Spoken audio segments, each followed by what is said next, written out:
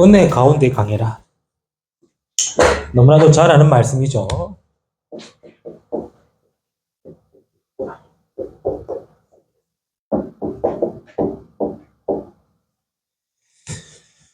디모데후서는 말 그대로 바울이 디모데에게 보내는 편지가 디모데후서죠. 전서, 후서죠.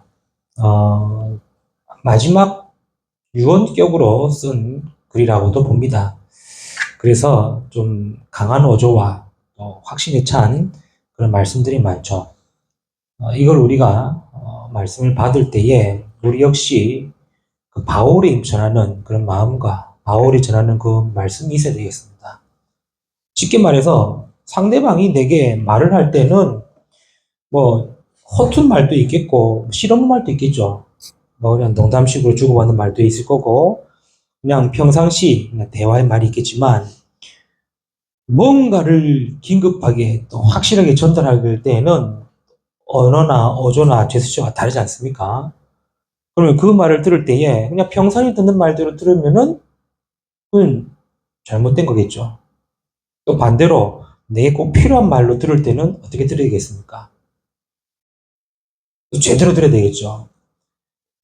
조선시대에 우리가 어명이라는 단어 알죠? 어명. 왕의 명령이 어명이죠. 왕의 어명을 받아들였던 그 신하가 그냥 대충 두고 다녀간다. 어떻게 될까요? 왕의 어명을 들은 사람이 그냥 별일 없는 듯이 대충 한다. 어떻게 될까요? 그건 말 그대로 사형감입니다. 그렇죠. 그리고 왕의 어명은 왕은 비록 그 자리에 없지만 왕이 그 자리에 있고 그 자리에서 말하는 것처럼 알고 듣고 섬기라는 거예요. 그래서 우리 영화나 드라마 볼 때 어명이요 하면 뭐합니까? 그 어명을 가지고 왔던 그 신하 앞에 모든 사람들 다 엎드리지 않습니까? 똑같은 겁니다. 바울이 과연 이 디모데에게 너는 그리스도 예수 안에 있는 애 가운데 강해라 라고 강한 어조와 확신에 찬 말을 할 때에 이 디모데가 어떤 마음으로 받았을까? 그러면 지금 이 말씀을 받는 저와 여러분도 어떤 마음으로 봐야 될까? 그 부분이겠죠. 기억해야 됩니다. 사단은 지금도 분명히 역사하고 있고 지금도 뭐 하고 있냐니까 절대로 복음이 증거되지 않도록 막고 있어요. 그리고 절대로 복음을 제대로 발견하고 붙들고 누림을 막고 있는 거예요. 왜? 그래야 복음이 사라질 줄 알고, 그래야 복음이 힘해질 줄 알고, 그래야 복음이 없어질 줄 알고, 그래서 만든 게 세상의 문화, 또 세상의 좋은 것, 눈에 보여지는 것으로 포장하고 있는 겁니다. 그러나 그럴 때일수록 바울이 전했던 이 복음의 말씀을 들었던 자들이 일어나서 뭘 지켰냐? 복음을 지킨 겁니다. 복음을 전달한 것이고, 복음을 누린 것입니다. 이 시대에 우리에게 이 말씀이 전달되었다는 말은 우리가 어떤 마음을 가져야 될까? 복음을 지키겠다는 마음을 가져야 되는 거예요. 누린다는 표현을 우리가 잘 쓰는데 누린다는 표현은 내가 잘 되고 내가 잘 먹고 내가 뭐 호화로운 생활을 하는 것이 누림이 아니에요. 그렇죠? 그리스도 안에 있는 게 누림이고 그 은혜를 아는 게 누림이고 그 속에서 하나님과 함께 하시는 축복과 응답을 아는 게 누림이라고 얘기했죠. 그 누림을 내가 잘 되고 내가 호화롭고 내가 좀 평화롭고 라고 생각하는 게 아닙니다. 보세요. 이 바울이 디모데에게 이 은혜 속에 강하라고 전달하고 했던 이 메시지의 복음이 왜냐니까 그 시대에는 복음이 계속 막았지 않습니까? 그렇죠? 그 시대는 계속 복음을 탄압했어요. 그 시대, 말 그대로 바울이 사역했던 그 시대조차도 바울이 전한 그리스도의 복음을 유대인들과 이 헬라인 또 사두개인 이런 바리새인 말 그대로 유대 정통하는 교인들이 성도들이 막 뭐했냐 핍박했단 말이에요. 이거를 로마의 법정과 로마의 군법과 교회 법을 가지고도 뭐했냐 탄압하고 억압했단 말이에요. 알지 않습니까? 그 이후로 300년 넘도록 로마의 10명의 황제가 돌아가면서 기독교를 박해했어요. 핍박했어요. 뭐 하나 때문에? 그리스도를 믿는 거 하나 때문에. 그럼에도 불구하고 사라질 줄 알았는데 오히려 더 그 복음 지키는 자들, 복음 누린 자들, 복음 전달한 자들을 통해서 복음이 우리에게 전달되어졌다. 지금 이 시대도 똑같습니다. 지금 이 시대도 사단은 복음을 막고 있어요. 그렇죠. 복음 막는다라고 하는 의미를 여러분 잘 생각하세요. 교회가 문을 닫고 있어요. 교회의 70% 80%가 미자립입니다. 성도들이 힘이 없어요. 그 자체가 복음이 막힌 겁니다. 그렇죠. 그 자체가 복음이 사라진 겁니다. 많은 목사님들의 타락, 교회의 타락이 복음을 사라지게 만들고 있어요. 그렇죠. 지금 각종 이단 사입이 일어나가지고 복음을 희미하게 썩고 있어요. 지난주도 하나 나왔지 않습니까? 자기가 재림 예술 해가지고 유튜브로 사기쳐가지고 뭐 50억인가 사기쳐가지고 지금 이제 재판 넘어갔던 자기가 자칭 재림 예술해요. 이런 식으로 복음을 희미하게 만들고 있단 말이에요. 그러니 많은 사람들의 생각 속에 뭡니까? 교회 이꼬르 불신이 가득해져 버린 거예요. 이렇게 사단이 복음을 희미하게 만들고 교회를 무너뜨리고 방해한다 할지라도 바울이 전한 이 복음을 저 여러분이 받아야 하기 때문에 어떻게 될까요? 그래서 복음을 지키는 자가 되어야 되는 거예요. 그렇죠. 그리고 복음을 누리는 자가 되어야지는 거예요. 복음을 전달하는 자가 되어야 되겠죠. 그렇죠. 이유 있습니다. 알아야 되겠죠. 왜 우리가 복음을 지키고, 왜 우리가 복음을 누리고, 왜 우리가 복음을 전달해야 되느냐? 이유 있습니다. 마지막 때에, 말세 때는 어떤 때라고 바울이 얘기했냐? 고통의 때라고 얘기하는 거예요. 디모데후서 3장 1절에 말합니다. 넌 이것을 알라. 말세 때에 고통한 때가 따른다고 그랬어요. 그럼 옛날에도 고통이었지만 지금은 뭐냐? 고통이 끝나는 것이 아니라 계속 되어진다는 거예요. 디모데후서 3장의 말씀 보면은 자기를 사랑하고 돈을 사랑하고 뭘 하고 뭐하고 다 해도 그 끝의 결론은 뭐다? 고통이다라고 바울이 얘기하고 있는 거예요. 그런데 세상 사람들은 뭐라는 겁니까? 이 속에서 견디면 된다, 참으면 된다, 버티면 된다. 이런 식으로 얘기하는 거예요. 견디어서 고통받는 거랑 참아서 고통받는 거랑 그냥 고통받는 거랑 결과는 다 고통이라 돼요. 말세 때 고통하는 때가 다르고 중요한 거는 이 고통을 해결할 길이 없는 거예요.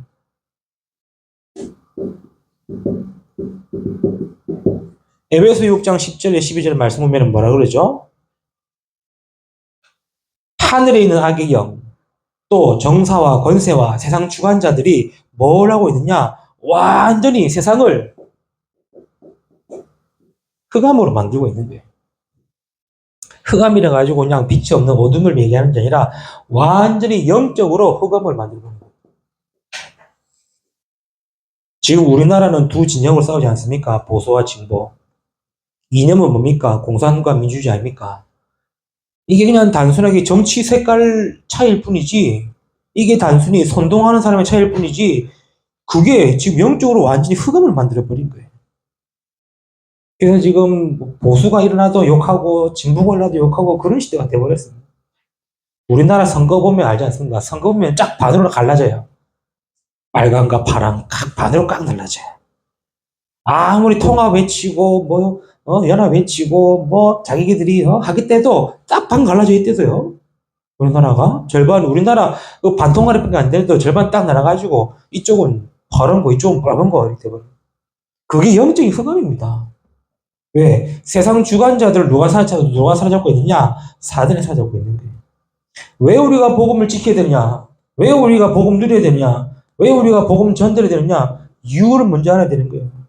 이게 이유를 알아야 오늘 바울이 전한 복음을 내가 받았기 때문에 내가 그냥 오늘 말씀 받고 예배 드리고 은혜 받고 넘어서는 거예요. 그렇죠? 지금도 모든 사람들은 이 고통 속에 있는 거예요. 고통 속에 있고 멸망 속에 있는 거예요. 중요한 거는 해결할 길이 없는 거예요. 더 중요한 거는 이 세상의 주관자, 하늘의 악의 영들, 정사와 권세를 가지고 계속 영적으로 흑암을 만들어버리는 거예요. 영적으로 흑암을 만들어버리니까 사람들이 답을 못 찾고 있는 거예요.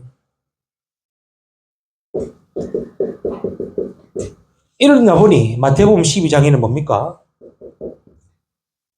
마태복음 12장 1절에서 23절 말씀 보면은 이제 지구 곳곳에서 뭐가 일난다?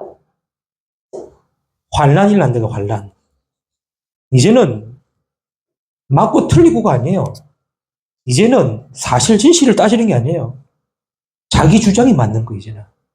자기 생각에 맞고, 자기 주장에 맞고, 자기 의견이 맞는 거예요. 여기에 동조하면 우리 팀, 반대하면 나쁜 팀. 이렇게 돼버린다고.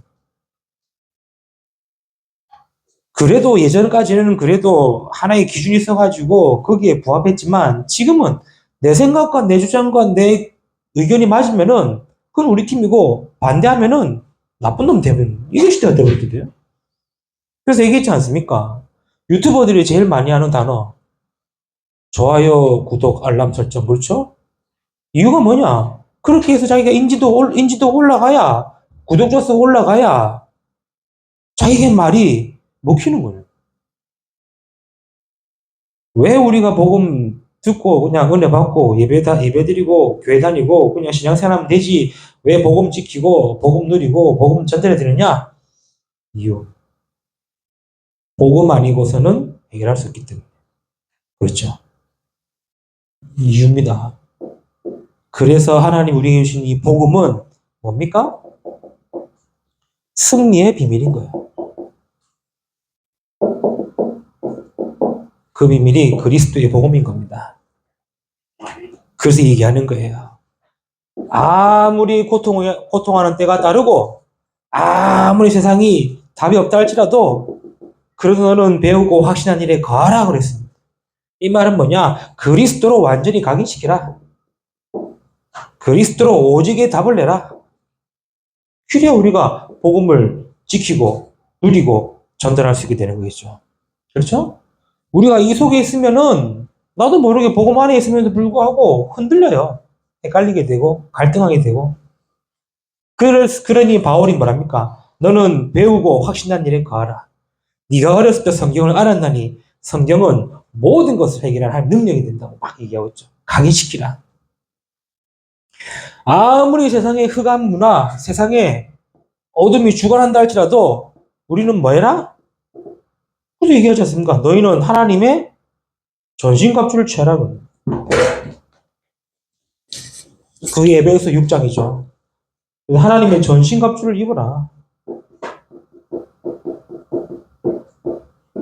뭡니까? 너는 서서 진리의 띠를 띠라. 그렇죠? 허리띠, 띠를 띠라. 왜요? 이게 몸의 균형을 잡고 좌우를 잡는 거예요.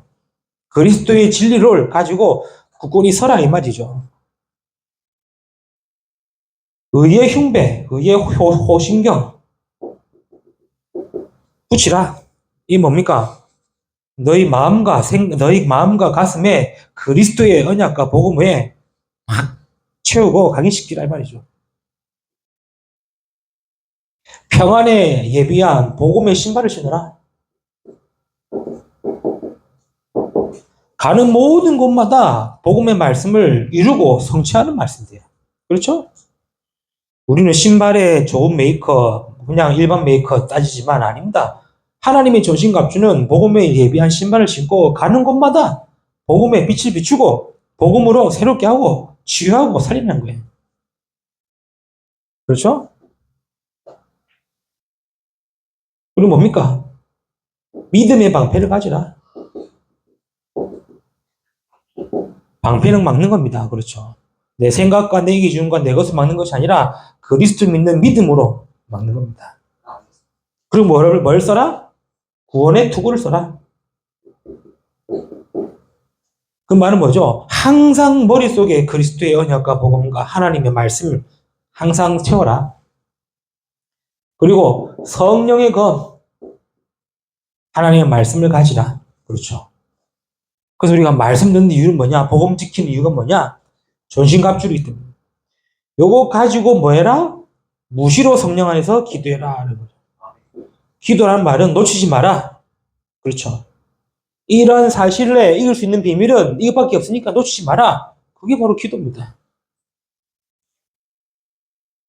우리가 왜 복음 지켜야 되며, 왜 복음 누려야 되며, 왜 복음 전달해야 되느냐? 이유예요.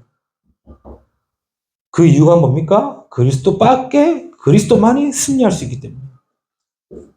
그래서 아무리 마지막 때에 환란이 일어나고 지진과 기근이 일어난다 할지라도 뭐 한다 그랬죠?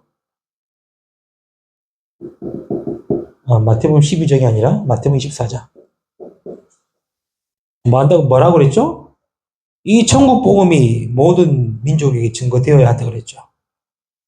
그제야 끝이 온다 그랬습니다. 그 우리가 말씀을 지키고 누리고 전달하는 이유가 되겠죠.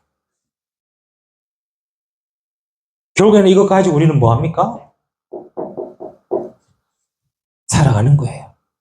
우리는 이런 이유를 알고 이런 답을 가지고 살아가는 겁니다. 어디에서 말입니까? 그래서 은혜 속에서 은혜 안에서 살아가는 거예요. 그래서 은혜 안에서 살아가기 때문에 필요한 것이 뭐냐? 그게 바로 복음의 비밀입니다. 그 말은 그리스도 하나로 충분하다. 그렇죠? 그리스도 안에 모든 것이 다 있다. 자, 그 비밀을 가지고 우리가 은혜를 사는 겁니다. 그리고 복음의 누림이죠. 우리는 누림이 다른 것이 아닙니다. 내가 그리스도 안에서 그리스도와 함께, 그게 우리의 삶의 은혜가 되는 거예요. 복음의 은혜입니다. 그래서 우리는 날마다 그리스도, 오직 그리스도, 이게 우리의 삶의 은혜예요. 우리는 이 속에서 강한 믿음과 강한 확신을 가지고 살아가게 되는 거죠. 기억하세요. 지금도 어렵지만 가면 갈수록 더 어려워질 겁니다. 지금도 어렵지만 가면 갈수록 더 어려워지고, 지금도 힘들지만 가면 갈수록 더 힘들어집니다. 그러면 둘 중에 하나입니다. 내가 복음을 놓치고 버리고 사느냐, 끝까지 복음 지키느냐, 그 차이밖에 없어요. 그래서 예수님께서 얘기했죠. 마지막 때에 너희 믿음을 보겠느냐 했습니다. 왜냐? 마지막 가면 갈수록 더 어렵대도요. 이제는 예수 믿는 게 힘들어지는 시대가 올 거예요. 예수 믿는 것 때문에 핍박받고 박해받는 시대가 올 거래도요. 초대교회의 그 어려움과 박해와 핍박과 비난보다 더 큰 핍박과 박해와 고난과 어려움이 올 거래도요. 그때 뭐 할 거냐? 내가 네 믿음을 보겠다. 우리가 어떤 믿음을 가질 거냐? 말씀을 기억하시면서.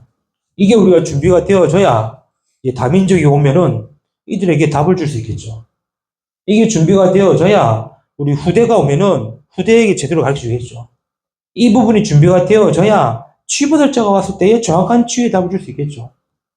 근데 우리가 이게 없는데 하나님이 보내시면은 니도 고생, 나도 고생, 니도 힘들고, 나도 힘들고 다 어려워지는 거예요. 그래서 준비하는 겁니다. 그게 오후 예배를 통해 주시는 세 가지 뜰을 위한 말씀의 은혜죠. 이번 한 주간에도 말씀 붙들고 승리하시는 저와 여러분 되시기를 주님의 이름으로 축복합니다. 주님 감사합니다. 오늘 주신 말씀 붙들고 은혜 속에 강한 자로 인도받으며 승리하는 자 되게 하옵소서.